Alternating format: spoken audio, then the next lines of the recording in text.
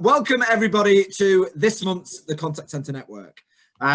So this is the 7th of this year, and I've already set you the challenge to drop into the chat. We've got some awesome stuff already in there about what is your gold dust for customer service.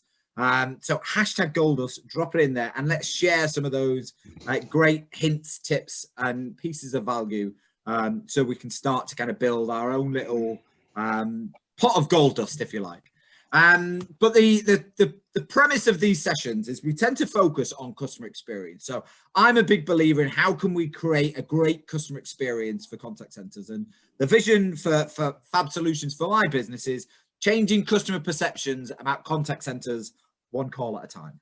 And we do that through looking at people, process, leadership, and technology. And they're kind of like the 4 pillars that typically we tend to focus on within these sessions. So today we're looking at customer service, so that kind of falls into the process, and it'll probably fall into the people end, and it's just trying to share some of those pieces of valuable information that can help us improve customer experience in the contact center realm. So today we're in the welcoming and networking phase at the moment, so again, feel free to share any links, any LinkedIn profiles into the chat, and if you don't know somebody on this call, introduce yourself, make a connection, because it's all about building a bit of community at the same time.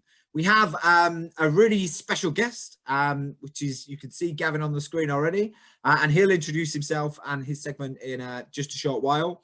And then there'll be an opportunity to ask any questions. So if you've got a question as we go through any of this, just to help kind of navigate through the chat, if you just take hashtag question, and we'll try and pull that out and bring you onto the floor just to ask your question to either me, to Gavin, or to make any relevant comments that you think might be useful for today's session. And then obviously there is an opportunity to provide some feedback and join the LinkedIn group, the Contact Center Network, which I'll share with you, the QR code that you can do that. And then I've got the next 3 events that are happening over August, September, and October for you to provision in your busy diaries. So for the time being, I'm going to say hello and ask you all to welcome my special guest, Gavin Scott.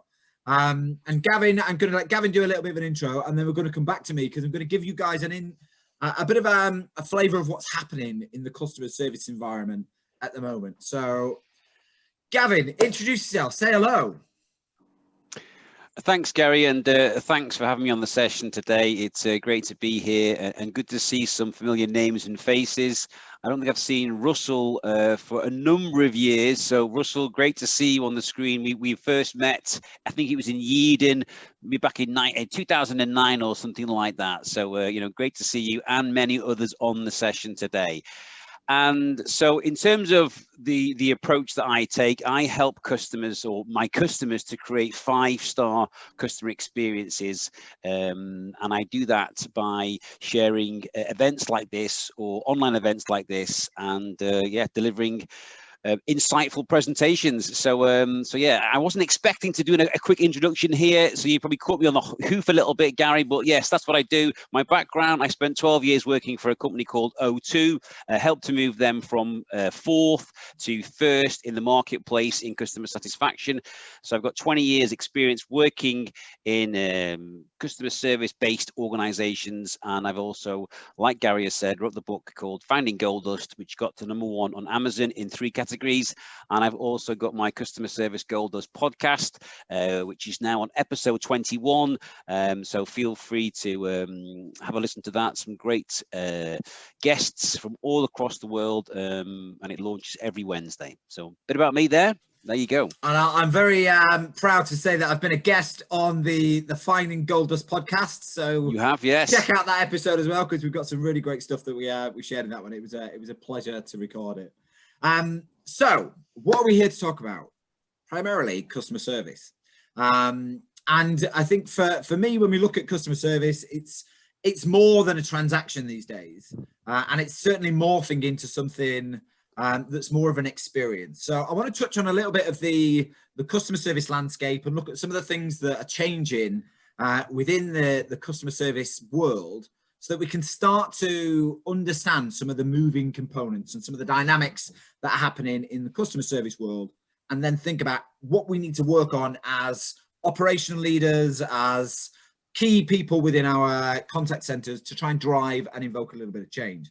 So what we're going to do is we're going to talk about the 5 key focus areas within the customer service world that have come out of some of the Institute of Customer Service reports quite recently.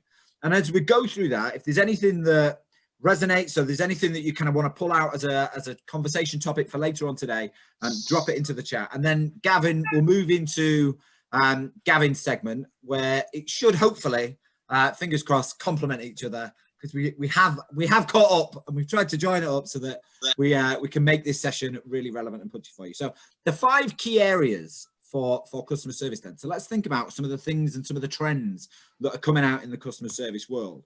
So we're starting to see a bigger shift into digital. Now, obviously, we'd expect to see that shift into digital as more contact centers over the last 18 months have moved into more of an omni-channel approach and an omni-channel system. So we can start to see people using ham and cheese, live but can chat. you put onion in it as well? Hey, folks, if you wouldn't mind, whilst you're not talking, just popping yourself on mute, that would be amazing, just so we can try and minimize some of the background noise. So we're actually seeing, as part of customer service, for the first time ever, and if Karen Levitt's on the call, which she said she was going to join, she'll be really happy with this, because the first time ever, we're seeing 50% of customer experiences being recorded in a digital manner. So that means live chat has significantly increased and web chat significantly increased over the last 18 months. And when you think about where we were 18 months ago and where you were with your own kind of omni-channel solution as to where you are now, I think you'll find, and you'll probably agree, that that's probably a consequence of us moving into that digital space. But feedback is that processes are still clunky and they are fragmented. So there's room for improvement within that digital journey to try and shift that into a state where actually some of those opportunities that we've got can be more seamless. And actually we start to kind of make some great attraction throughout that customer journey.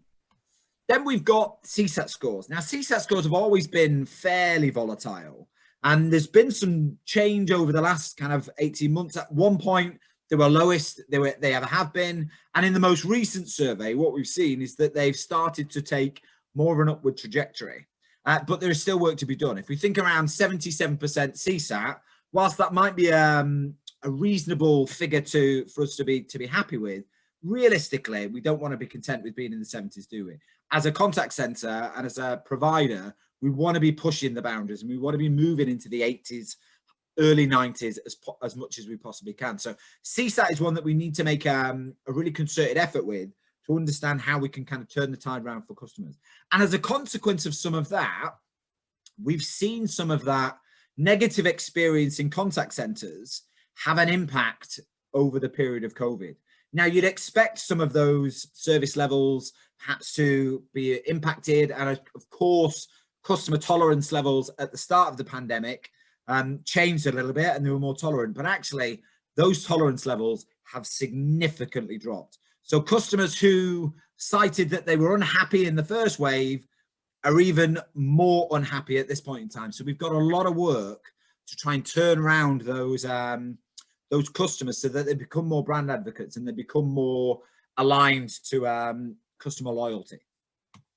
Then the other area to look at is key areas of dissatisfaction. So where's dissatisfaction still playing out to be? And I think if we look at those, we can see it's still in the complaint handling phase. It's still in speed of service. It's around how we operationalize and how easy we make processes, which leads on to the last point. Is key objective for us is we need to make it easier for customers to actually be serviced by us. We need to think about the processes that we're taking our customers through, how we're handling calls, how we're setting up IVRs, how we're setting up hold times, how we're looking at wait times, and start to think about how can we make that easier for customers? How can we make that process more seamless for customers? So those are the 5 key areas really that we're thinking about, or that have come out as real strong indicators in the customer service reports from, I think it was July 2021. So it gets us thinking about what customer service is. And remember the good old days when customer service used to be one person talks to another person. It was a real simple process. It was a real simple transaction. And it was transactional. It was based on probably the fact that customers couldn't self-serve, or there wasn't the option to do more online activity. So it was a real simple discussion, and it was relatively easy for agents to handle those inquiries, albeit it was probably slightly higher volume. If we think about what customer service is now and where it's going to, it's more like this. You've got all of this stuff. You've got all of these channels that customers can now contact you on. You've got all of these different methods that customers can engage you in, and all the various different platforms and channels and things that customers can do to get hold of you. So it turns more into what we would see as traditional customer service transactional items into more of a customer service experience. And that's where it's taken us at the moment, in that whole multi-channel, multi-touch capability for customers. So we've all generally bought into omni-channel technology. But are we truly being omni-channel in how we're servicing our customers? Likelihood is that most of us probably aren't being omni-channel, we're probably being multi-channel. So we're allowing customers to talk to us via web chat, live chat, SMS, email, and very much so voice. And we're doing those channels in isolation. So the idea now is, how do we move that into a more of a blended, true omni-channel approach to create that customer service experience across multiple touch points with our customers? And you can see all the different touch points that we've got for customers on the right there. So it's, how do we start to create a seamless experience for clients using all those channels in the right way that supports the customer experience? And I think where we tend to fall down is we try and do too many things too much of the time. And we end up delivering a half-baked service rather than deciding on what channels to use, what channels are important for our customers, what capabilities we've got internally to service those channels, and do those really, really well. So if we think about where we need to focus our efforts for the future of customer service, there's probably three key areas that we need to think about how we actually start to focus our efforts to improve the customer service agenda. And that sits with strategy. It all starts with strategy. It's understanding what you want to be famous for. What channels do you want to work through? How do you want to service your customers? How do you want them to experience your service? What are the customer outcomes that you're looking for? And what are the customer experience outcomes that you want your customers to say? And then how do you start to build a strategy around people, process, and technology for that? So then it leads into, obviously, the channels that you've got. So once you're clear on the strategy and how you want to service those customers and what capabilities you've got internally to be able to service those customers, you can start to expand on what channels you've got. And my top tip for this is absolutely pick the channels that you can support rather than picking the channels that necessarily everybody else is doing. We all think some of the big players in the world have got every single channel known to man. But the reality of it is some of the smaller contact centers are probably actually dabbling in more channels than some of the larger contact centers. So actually think of the channel of choice that you want to support your customers with, and then build additional channels in when you've got the capability to do that. So you're delivering a great channel experience, and we're mastering each of those different channels. If you're having significant problems within the voice channel and you add in a load of other different channels that you can't resource to, you're just going to create blockages and pipeline challenges across all those other channels. It might help reduce your demand, but then you're not necessarily set up in the right way to be able to service each of those different channels. So really think about the channels that you want to work to and leverage some of the technology that we've got that can help support challenging and fixing some of those problems. And a really great example of that is having a look at your IVR. How can we create more dynamic IVRs? How can we use more intelligent routing to help support customer queries? How can we use more self-serve in the IVR and in the initial setup of a customer to help reduce that demand, which might have a knock-on effect in terms of the operating model that you've got. So really thinking about those three kind of core areas that help drive different thought processes and different patterns of customer behavior will help us think about how we can change some of the landscape that sits in the customer service world. And then the last thing to think about is, how do we start to win big? What are the 5 things that we can do, and what are the 5 things customers expect in order to deliver great customer service experience? And I've boiled these down into 5 key areas. So convenience is the first one. How do we think about what customers want and how do we service them? And customers these days are more insistent on the channels that they want to do and the channels that they don't want to do. But don't force a square peg into a round hole, but create those opportunities for customers to interact with you in the best possible way. And that can be as simple as starting to look at what's on your website and how easy your website is to navigate. Do you show the telephone number on your website? Do you have great FAQs? How do you create that capacity for a customer to do more self-serve without needing to pick up the phone? Those are the things that we can think about when we're looking at customer service experience, say, how can we make it convenient to customers? The other one is consistency. I think we can sometimes be guilty of creating so much for customers, but we're doing it all half-baked, or we're not doing it all consistently well. So generally, customers are happy, and you can think about your own experience on this, is if you're going to a contact center and they are dealing with you brilliantly over the phone, or they're dealing with you brilliantly over web chat, and you're having a great experience or a good experience on a regular basis, that is just a consistent approach to customer service. When we then start to build in additional channels and we start to surprise and delight customers, that's when we start to build that loyalty. That's when we start to build that brand advocacy. But the key part is deliver consistently well on what you do today, which then takes us into relevance.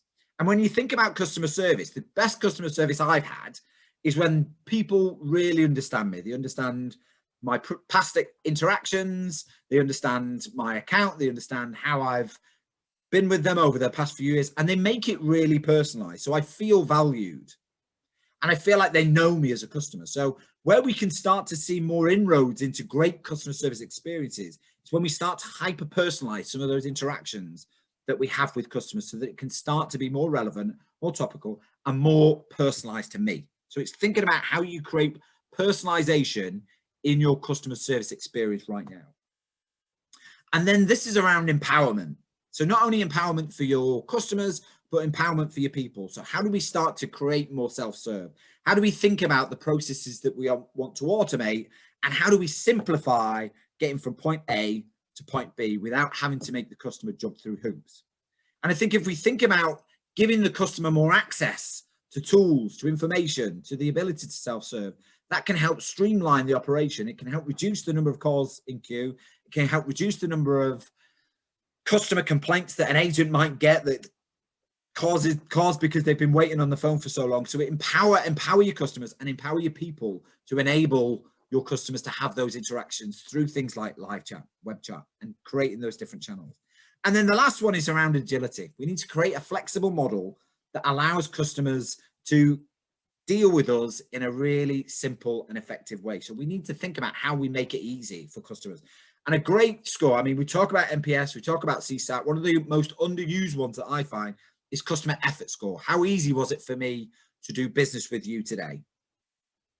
So measure some of those things. That's really important, because ultimately what that does, if we deliver a consistent level of service with satisfied customers, not ecstatic customers, satisfied customers that can operate within their channel of choice, ultimately that creates good brand advocacy and great loyalty. So those are just my musings on the state of the customer service industry at the moment, and where we're taking it, and where we can start to kind of make some inroads into delivering that great customer service experience. And I'm going to hand over to Gavin now, who's going to help us kind of bring some of this to life and take a few of the topics that we've talked about and share his experience. So I'm going to stop sharing, Gavin, and I'm going to hand over to you. But if anybody has any thoughts or any kind of reflections on what I've just gone through, I will be sharing the slides so you get an opportunity to digest it in a bit further. But anything that you've got or any questions that you've got, drop it into the chat and then we'll tackle that in the QA section. But Gavin, over to you. Okay, thanks, Gary. And the purpose of this session that I'm going to share now is just to focus on storytelling.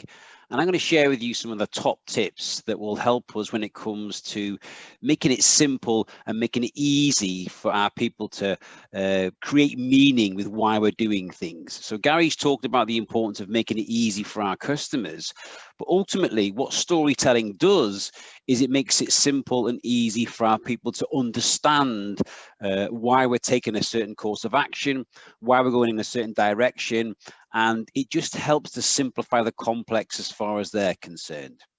And there are going to be three things I'm going to focus on in this session today. I'm going to talk about the importance of making sure that we all show up with empathy. If you think about the customer service landscape, and Gary's talked about how it's changed dramatically over the last 16 months, as a leader or a customer service leader, we've got to be able to be skilled at demonstrating empathy with our people. So we'll spend some time looking at that.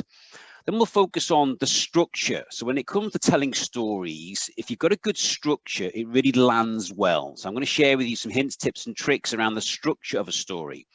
And then we'll finish off by focusing on the importance of making sure that we have good delivery, okay, in terms of the style and the approach that we take when it comes to us landing the key messages.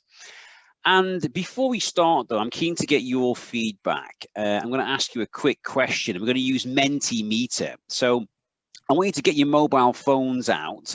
And if you're already on a mobile phone, you might have to just switch off your camera and flick onto your web browser. But all you have to do is go to a web browser on your phone or a second web browser on your laptop and go to www.menti.com.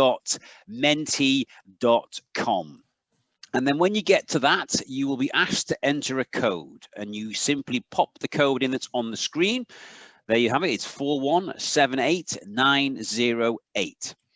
And then you'll get a question. And the question is, why are stories important? So you've got three things that you can jot down. It might be 3 words, it might be 3 simple phrases. It's up to you. So just give us some feedback. Let's get some interaction. So why are stories important as far as you're concerned? And what I will do is, when you've shared your information on your mobile phones, this should start to come through to my screen here in Doncaster, and I will share the results. And I can see that it's working because I've got 2 people who've responded so far, which is good. So let me just stop sharing this, and I will start sharing the information you're providing us with, and we should see a nice little word cloud build on the screen. Okay, so we've got 5 people or 6 people responded so far, which is good, and you can see the responses coming in. And we've got, I think we have 26 people who are online today, so we'll give a few moments for a few others to get their information shared. I've got my second screen over here in a different part. So when I'm looking over here, it's at my second screen. And then when I look back, I'm looking at you. So just so you're aware as to why I'm choosing to look this way. So, okay, great. So why are stories so important? So we've got here, they help to create understanding. They give trust. They're relatable, memorable. It helps us to visualize things. Love that. Increases the reach. Increases confidence. They can be personable, so people can connect with them. You know, you can make it personal. It helps to give good learning. Everyone has stories, absolutely, and we certainly love listening to stories, don't we?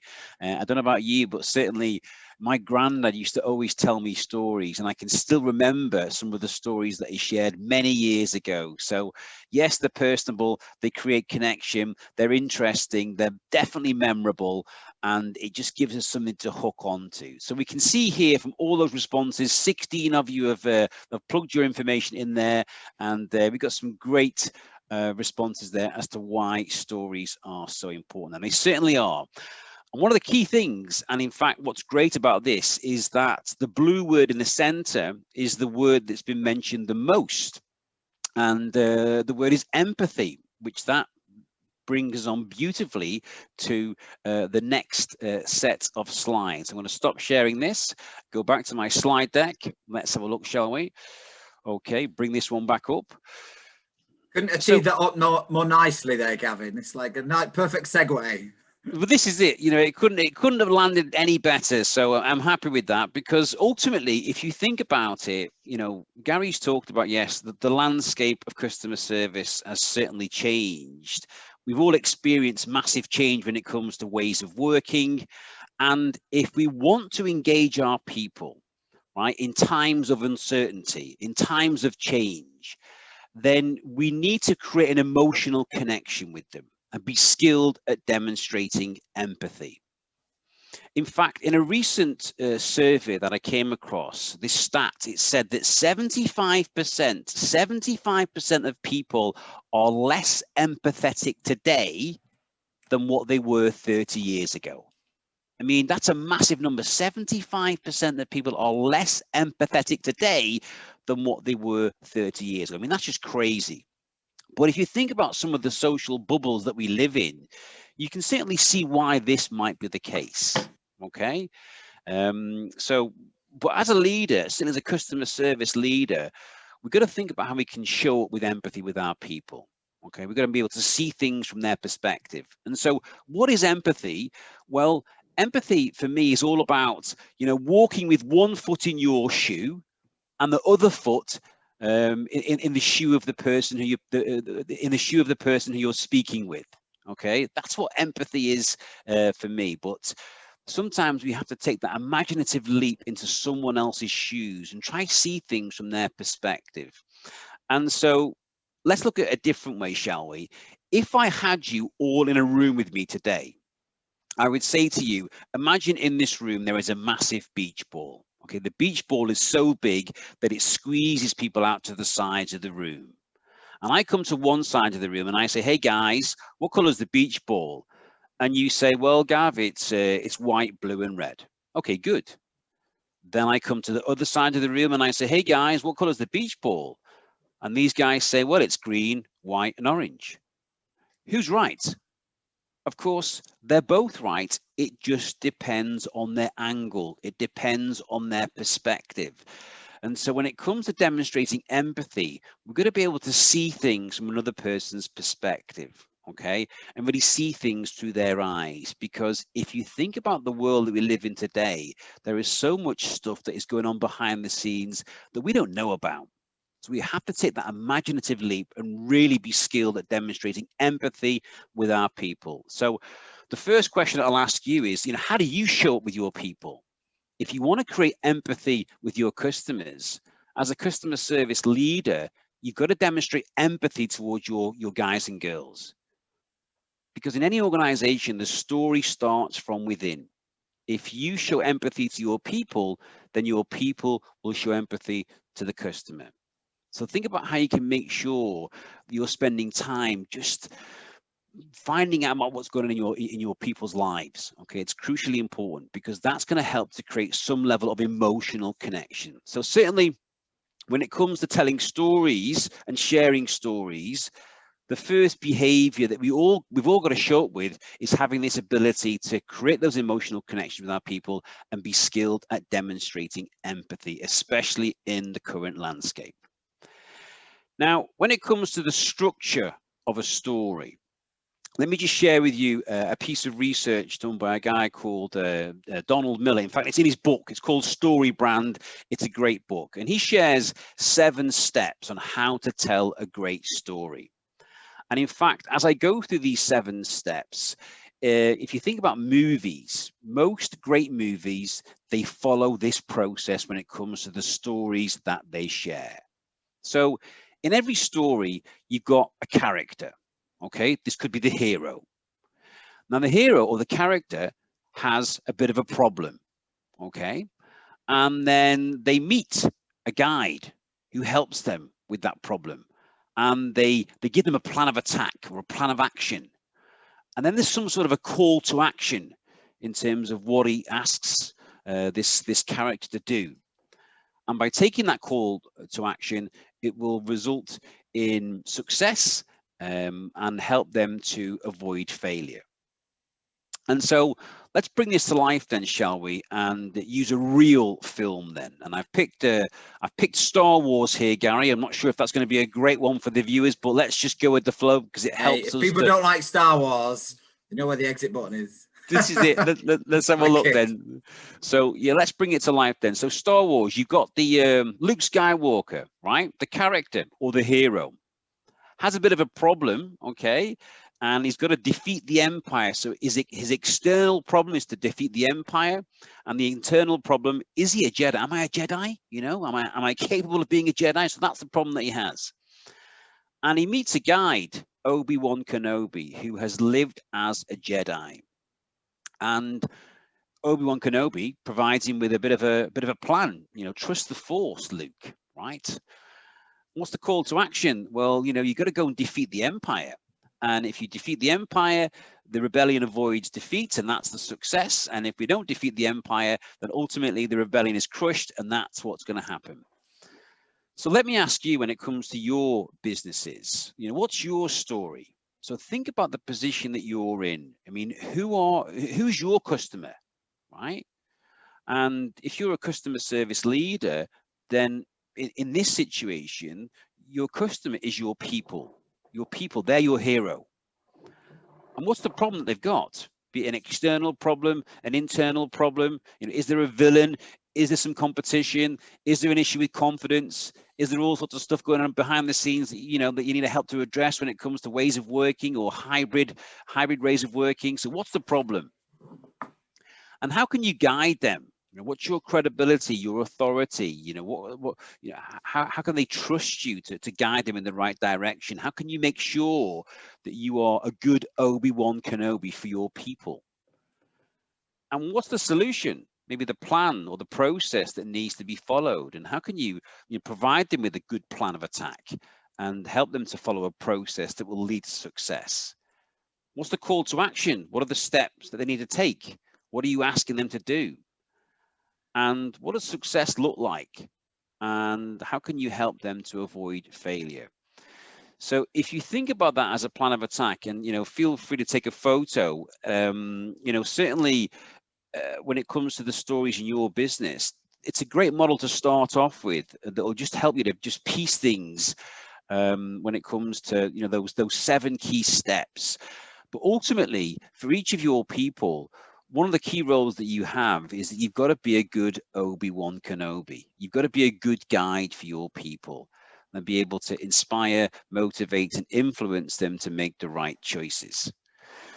Okay, so let me just stop sharing this and just ask you a quick question. I'm going to just admit, Fab getting into the, he's come in. Okay, let me just stop sharing this. Let me ask you a question in the chat box so I can see the responses. So folks, what is it that drives people? What is it that drives people? So we're thinking about motivation. In your view, what is it that drives people? Let's see if we can get a few shares from the audience in the chat box. So just share a few thoughts. Let's see what we've got in terms of what is it that drives people. Let's have a look. So we've got iPhone coming in with personal circumstances. Raymond's got passion. Gary's got doing a good job and being recognized for it. So that's certainly going to be a key driver. Absolutely. Anything else, folks? What else have we got there? Knowledge, maybe dissatisfaction might drive people. Bit of respect, passion, recognition, money. You know what? Money is a motivator. I mean, I've seen a quote by Zig Ziglar, and he says, money isn't everything, but it ranks up there with oxygen. Yeah, it's certainly important. Quality of service and honesty, recognition. But ultimately, there's some great responses there, folks. But when you think about money, right, money's certainly important, okay, and recognition is certainly important. All those key things that you've shared there are definitely important. But one of the key things that we all need is purpose, right? We've got to have a purpose. And if I think about a quick story about my mother and father-in-law, both worked very hard during their lifetime, took retirement, no real specific plans. And guess what? They're pretty bored. And I'm like, they say to me, you know what, Gav, we sometimes when it's not raining, we can't even go in the garden. What do we do? And I'm like, wow, you need to think about getting some sort of a purpose, right? And we all need to have that purpose, and everyone's very purpose driven. And if you think about the world that we're in today, you know what, people need to have that purpose. I'm going to share with you a quick story. Back in 1989, my father and mother used to live in a pub. It was a Bass pub, and we weren't making enough money, and so we got kicked out of the pub. Right when I was 17 years old, I was 1 year from being able to drink free beer. We got kicked out of the pub, and my dad had lots and lots of debts, and he got a job as a sandwich maker. Right, and it was the time when the lottery had just started. Okay, and my dad bought himself 2 lucky dips. And one Saturday night, We were home in North Wales where we lived, and we were watching the lottery before we went out for a few drinks. It was when the lottery was a big thing. You know, we gather around the TV, watch the numbers, and go for a couple of beers. And so I was stood there at the back of the sofa with a can of Carling Black Label. I remember it. And I said, right, Dad, come on, let's go. We haven't got those numbers, you know, let's go for a couple of pints. And my dad turned around and his face was green. I said, what's up, Dad, what's up? He says, I reckon I've got them, Gav. I was like, shut up, don't be silly. Give me your ticket, let's have a look. I said, oh my God, Dad, you've got 2. In fact, you've got 3. Hold on a second, Dad. Looks like you got 4. My God, Dad, you got 5 balls and the bonus ball. Now, we went to the pub and we said to the landlord, do me a favor, can you just switch on CFAX? You can tell how long ago this was. I said, can you just switch on CFAX? Let's see how much someone would have won for getting 4 balls. You've got to keep these things quiet. And he switched on CFAX and it said 13 people have got 5 balls and the bonus ball, and each of them have won £196,000. We had the best night ever. You wouldn't believe how much fun we had that night. The next day, my mum and dad went to Camelot to collect their winnings. I went back to university thinking my dad's going to be so happy. You know, he's going to pay off all of his debts. He gave each of his kids £3,000 each. Bought my first car with that. It was brilliant. 3 months later, I went back to visit my mother and father. And what was my dad like, do you think? He was bloody miserable. I said, what's up, Dad? What's up? He says, what do I do now, Gav? I said, what do you mean? You've got loads of frigging money, mate. What's the problem? He says, well, I don't know what to do. I had a clear purpose. You know, I was paying off my debts. Now that's all been pulled from underneath my feet. What do I do next? And I was like, wow, you got to find yourself some purpose. What do you like doing? He said, well, I like helping people. I said, well, go and help some more people. And he set up something called Tidy Town and started collecting litter around the local village. And to cut a long story short, he's now the mayor of a small city in North Wales called St. Asaph. Some of you may have heard of it, but he's got a real purpose. So the key reason why I'm sharing that, folks, is that, you know what? Yes, money is a motivator, but it's not the only thing that drives people. Each and every one of us need to have a sense of purpose. And so what have we got to do when it comes to helping our people to make the connection with purpose? Well, first and foremost, you know, what is the purpose of your organization? What is it that you do, right? Why do you exist? So we've got to think about, okay, do we have a clear purpose? I know Gary shared his vision in terms of the approach that he takes, you know, one call at a time. So there's some real focus and direction of travel there. But what's the purpose of your organization? You know, do you help to protect people's homes? Do you provide safety and security for family? Do you look after people's money and help them to be to have enough money in the future? Whatever that might be. I don't know what some of the businesses are that we have on today, but ultimately, you know, what is it that you do? So get clear on that purpose, and then make sure that the people understand what part they can play in that purpose. Help them to understand how they can contribute to that purpose, because everyone wants to make a contribution.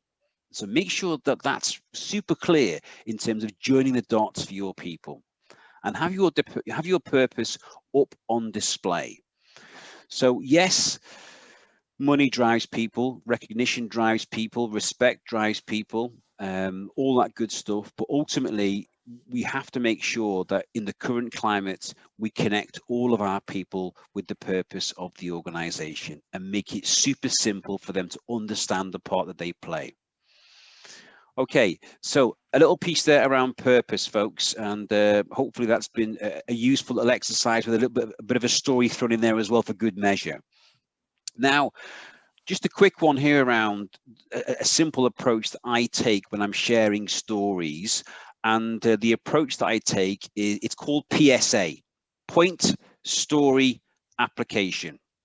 When I'm sharing a simple concept with someone, I make a point, I tell a story, then I get them to think about how they can apply it. So if I'm speaking to someone who's maybe on the phones or speaking to our customers, I might make a point and say, okay, the language that we use is crucially important when we speak with our customers. Let me share with you a story now where the language that an organization used with me actually inflamed the situation. Then I tell a story. Then I say, okay, how can you make sure that some of the language that you use is positive, above the line language when you're interacting with your customers?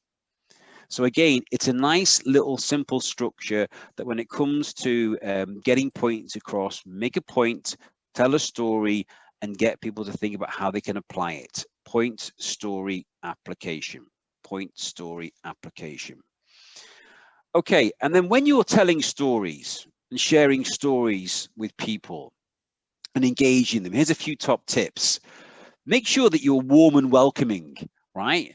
And be warm when you're telling a story. You know, be nice, be human. Do some preparation and make sure that, you know, when it comes to hitting the high notes and getting those key points across, you can certainly conduct the orchestra in the right way. And, you know, you can't do that if you haven't done your preparation. So make sure you know what it is you're going to say. Avoid being a mood hoover, right? Think about how you can share information in a fun type of engaging way. Have enthusiasm, have passion, be positive, right? And let's not neg people out and just sap the energy out of people. So avoid being a mood hoover. Think about how you can adapt your communication style and you know, adapt the approach that you take when it comes to the audience who you're speaking to. So the chameleon certainly adapts and changes their color depending on their environment. And certainly when it comes to the stuff that we do, we've got to think about how we can adapt our style to suit the audience who we're speaking with. And be a good guide, you know, be that Obi-Wan Kenobi, and make sure that you share your knowledge, your experience, your insights that will help to engage people on the journey. And listen to what they have to say. Listen to what your people, what their feedback is, what their views are. You know, make sure that you have a good ear, and that's one way of demonstrating empathy is being able to listen deeply to your people. And then while you're sharing stories, just have some fun with it, right? Because you know what? If you make it fun, it's going to be more memorable, it's going to be more personable, and it's just going to be easy for them to pick up on that stuff. So make things fun. So there's a few top tips on how to deliver a story. And so certainly they certainly work and help me when it comes to some of the stories that I share. And so the final thing, and just to finish off, to bring it all together, just a quick test really, and it would really help to demonstrate the importance of visuals. And I'm sure that you've seen as I've gone through the presentation today that I certainly use hand-drawn images, and hand-drawn visuals make a massive difference when it comes to creating connection for people. So on the screen here, we've got two boxes, right? We've got Muhammad Ali and we've got Joe Frazier. Now, if I said to you that on the board now, there are 550 words about the life and times of Muhammad Ali, and I said to you, I want you to memorize this so that you know it off by heart, would that take you minutes, hours, days, or weeks? It's going to be a pretty long time. What if I said that everyone online today is going to memorize this in less than 3 minutes? Because that's what we're going to do. There are 3 things that I need from you. First of all, when I say to you that, you know, when I say to you, shout something out, you've got to shout it out. Even if you sat there in a cafeteria, Sharon, eating your ham and cheese sandwich with onion on as well, you know, shout this out, right? If I say to you, draw a picture in front of your face like so, then go with the flow and draw your picture, all right? And first and foremost, you've got to have the right state of mind. If you believe you can, then you will. If you believe you can't, then of course you won't. So here we go. We're going to memorize 550 words about the life and times of Muhammad Ali in less than 3 minutes. So Gav, just before you jump into that, I'm going to say everybody who has a camera available, let's see if we can get the cameras on. Take yourselves off mute because this is an interactive session. So we're going to need people to shout out as and when needed, just to help bring this to life. So if you've got your camera, switch it on and let's get stuck in because this is good fun. And I've done this once before. And you'd be very surprised at how effective it can be. So is everybody ready and up for the challenge? Yes, we all good. That's your first. Yes, Gary. There we go. Right, Gav, over to you. Russell, did I do this with you at 4N about 15 years ago? Probably, yeah, but I've slept since then, Gav. Okay, let's see if we can remind you of some of that great content. Okay, so I can see a few more cameras on, which is good, and there's a few people that have unmuted themselves, so feel free to unmute, folks, so we can get stuck into this. So here we go. Let me just share my screen again. So where were we? Here we were. So that 550 words in less than 3 minutes. The time is 3:50 exactly. Let's see if we can nail this before 3:53. Okay, here's the information as a body of text, and now here's the information in something called a mind map. So Muhammad Ali, he was born in 1942. The best way to remember that is to write it in front of your face like so. 1, 9, 4, 2. Everyone do that for me now, calling it out. 1, 9, 4, 2. He was born in a place called Kentucky. I think of Kentucky Fried Chicken. Love that stuff. Yum, yum, yum, yum, yum. Do the chicken dance, everyone. Chicken, chicken, chicken, chicken. Get stuck in. Come on. Which is in the USA. He was named after his father. His father's name was Cassius Clay Sr. And he started boxing at the tender age of just 12 years old. Now, during his boxing career, moving down to the green piece, he won the gold medal in the 1960 Olympics. He was so proud that when he got back from the Olympics, he wore the medal around his neck everywhere he went for weeks and weeks and weeks, until one day he walked into a coffee shop, he ordered a coffee, and the guy says, "I'm sorry, we don't serve black people." He said, "I can't believe that. I fought for my country." He ripped off the medal and he threw it as hard as he could, and it landed in a river, and no one's found it since. These Olympics took place in the city of Rome, which of course is in Italy. When you think of Italy, what food do you think of? Pasta. Pasta, pizza. Pizza. He turned pro at the age of 18. Yes, 18 when he turned pro. And during his amateur career, he won 100 fights and he lost just 5 times. Moving over to the orange side, he became the world champion at the age of 22. Those of you who've played bingo, we think of two little ducks. Everyone say quack, quack. Quack, quack, quack. Not only was he known for his fantastic punching power, he was also known for the stuff that he used to do with his feet. And some of you may have heard of the Ali Shuffle. Ali Shuffle. Yeah. He used to intimidate his opponents. And during a press conference, he said to a guy called Sonny Liston, he said, "I'm going to float like a butterfly. I'm going to sting like a bee." He put the whoopsies of this guy so much so that he beat him before the fight even began. He got into his head big time. Then came the Vietnam War. This went against his religion. And he said to the US government, "I'm not going to fight. This is fine. If you're not going to fight for us, you're not going to fight for anybody." They stripped him of his boxing belt and they stripped him of his boxing license. He's the only heavyweight to have been the world champion on 3 separate occasions. And during his boxing career, he won over $50 million in prize money. $50 million. In terms of his life, he was a Muslim. He followed the teachings of Malcolm X. Do me your best X Factor sign. X Factor. Busy boy, married 4 times. Even busier in one department because, in fact, he's got 9 kids. 9 kids.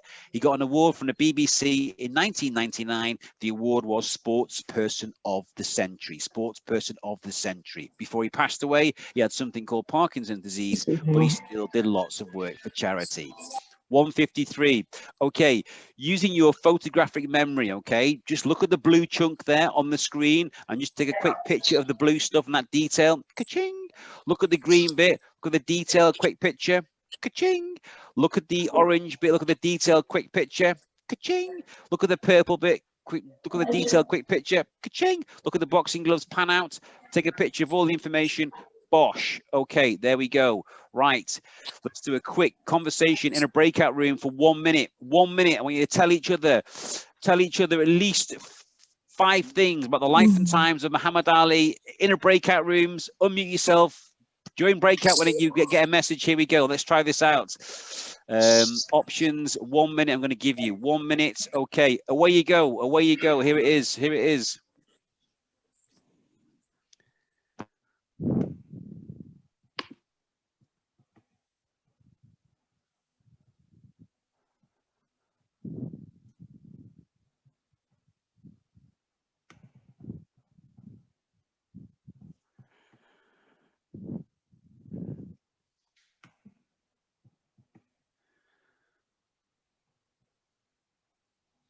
Anybody struggling to join the breakout room should have something on your screen that says join room. If you're on your iPhone, it might struggle. I'm going to move a few people so that are on their own. Yeah. Karim, can you join a room? Yeah. Come up with a. There was no one there. No one there. Right, let's move you into a room, Karim. Move you into room 7. There you go.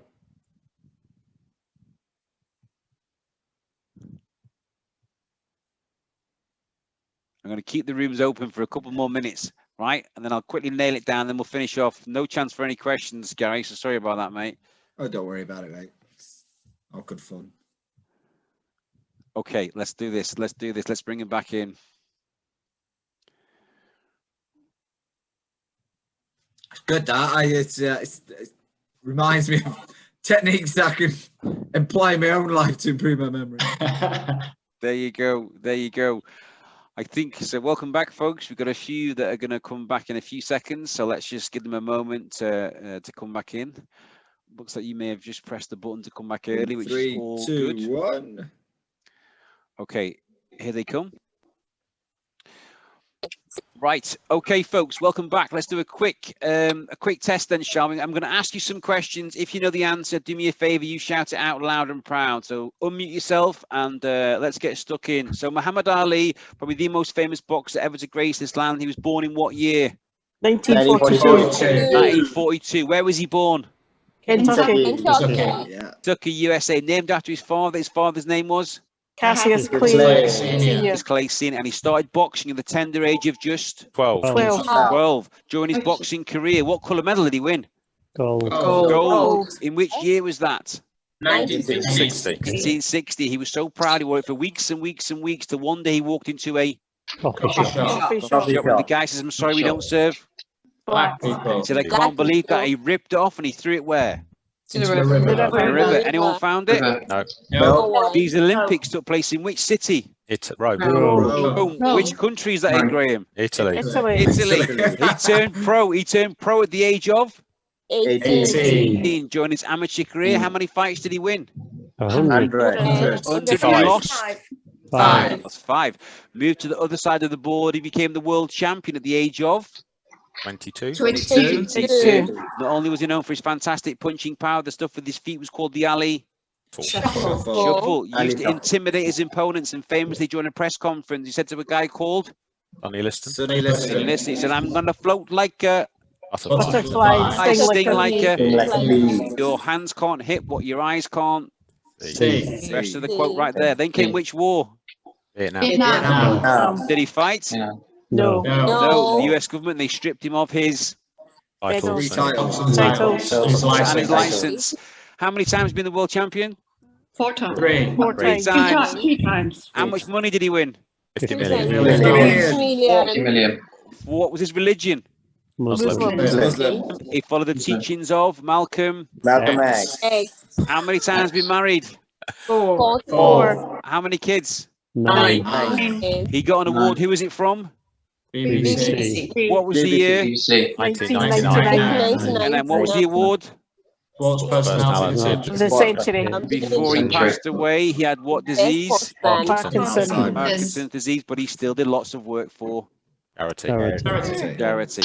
Hopefully, folks, that exercise will demonstrate that when it comes to telling stories, visuals absolutely work. When you share information as a body of text, or you deliver information in a dull, boring and monotone way, it's not going to stick, it's not going to land, it's certainly not going to be memorable. But if you break it down, chunk it down into simple visuals, then you know what? People remember a significantly amount more, as you did just then in that exercise in less than 3 minutes. Folks, I'm conscious that I'm 1 minute before 2 o'clock. Gary, I'll hand back to you. Thanks for your time. See you all soon. Thank you very much, Gavin. Cheers, Gavin, thank you. Give a round of applause for that. I think that's worthy of a round of applause. So thank you very much. That's pretty much the end of our session today. We've got a few more events. I'll just pop the next events up onto the screen, and as ever, you can go onto the website and you can book onto these. But we've got some great ones coming up.